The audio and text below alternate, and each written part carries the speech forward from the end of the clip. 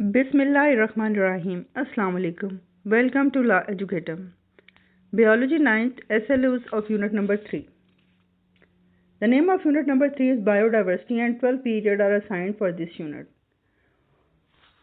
Overview.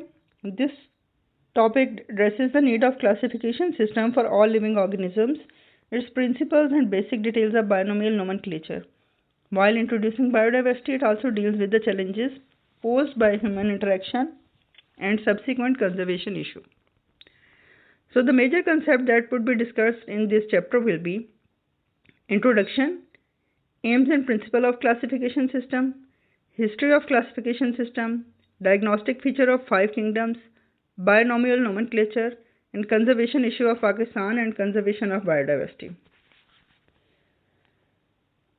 According to the conceptual linkage, this chapter is built on classification of living things of grade 5 and the environment of grade 7. And this chapter leads to cell and organization of life grade 9-10th, ecology grade 9-10, and biodiversity grade 1st year 2nd year. So the first topic is introduction, and in understanding level student will be able to define biodiversity.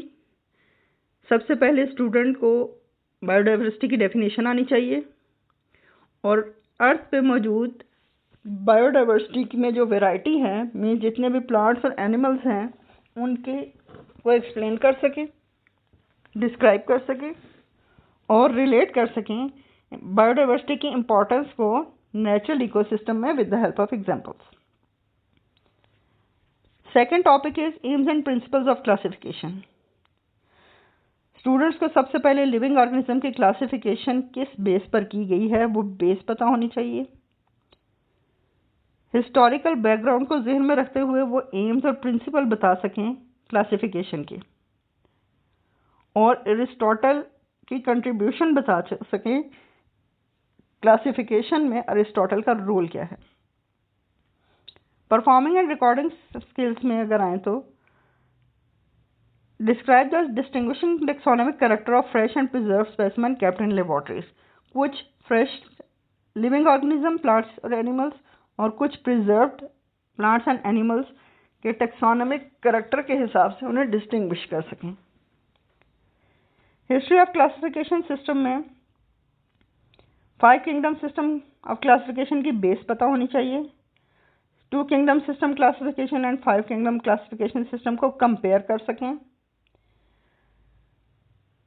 ये बता सकें कि 5 kingdom system classification जो है वो ज़्यादा अच्छी तरह से लिविंग ऑर्गेनिज्म की डाइवर्सिटी को एक्सप्लेन कर सकता है और अबू उस्मान उमर अल जाहिज के कंट्रीब्यूशन को बता सकें कैरेक्टरिस्टिक्स ऑफ एनिमल स्पीशीज में.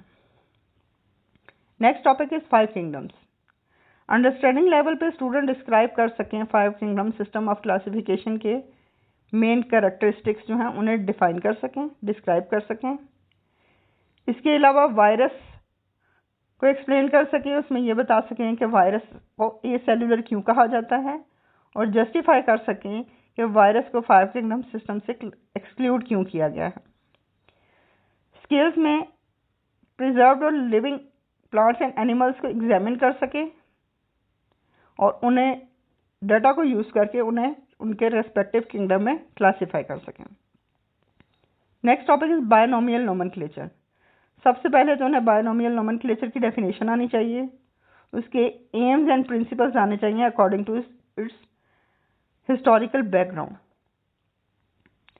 लोकल एग्जांपल्स देके बायनोमियल नोमेनक्लेचर की इंपॉर्टेंस को एक्सप्लेन कर सकें. स्किल्स में बुक्स और इंटरनेट से बायोलॉजिकल नेम्स लें कुछ लोकल प्लांट्स और एनिमल्स के और फिर उनके जेनेरिक और स्पेसिफिक नेम बताएं. एनालाइजिंग एंड इंटरप्रेटिंग में match the binomials of some common local organisms from a 2-column list on the basis of generic name and specific epithet. एक 2 कॉलम लिस्ट हो जिसमें से वो उनके जेनेरिक नेम और उनके स्पेसिफिक एपिथेट को मैच कर सकें. Conservation of biodiversity is next topic. Student जो हैं वो कंजर्वेशन के कंसेप्ट को डिफाइन कर सकें, बायोडाइवर्सिटी पे ह्यूमन इम्पैक्ट क्या है उसे एक्सप्लेन कर सकें, डिफॉरेस्टेशन की कॉजेज बता सकें और उसके बायोडाइवर्सिटी पे क्या इफेक्ट पड़ते हैं वो बता सकें.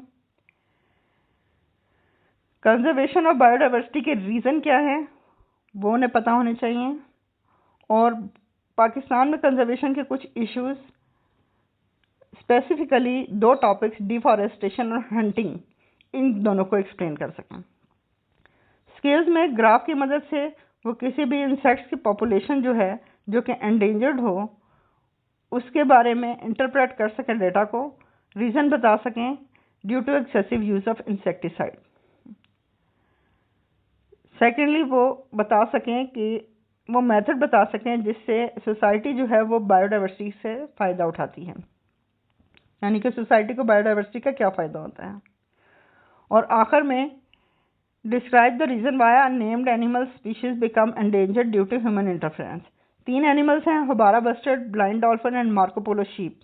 इन तीनों का बता सकें कि ये ह्यूमन इंटरफेरेंस की वजह से एंडेंजर्ड कैसे हो रहे हैं, उनके इसके रीज़न क्या हैं। लास्ट में आ जाता है STS connection, that is society, technology and science connection. Right A short article, endangered species पे एक शॉर्ट आर्टिकल लिख सकें, ये बायोडाइवर्सिटी पे ह्यूमन बींग से इम्पैक्ट जो है वो एनालाइज कर सकें, ऑर्गेनिजम्स को क्लासीफाई करने में साइंटिफिक इन्वेस्टिगेशन का क्या इंपॉर्टेंस है वो पता लगा सकें, ये बता सकें कि टैक्सोनॉमी से एनिमल्स की क्लासिफिकेशन में किस तरह से हेल्प मिलती है,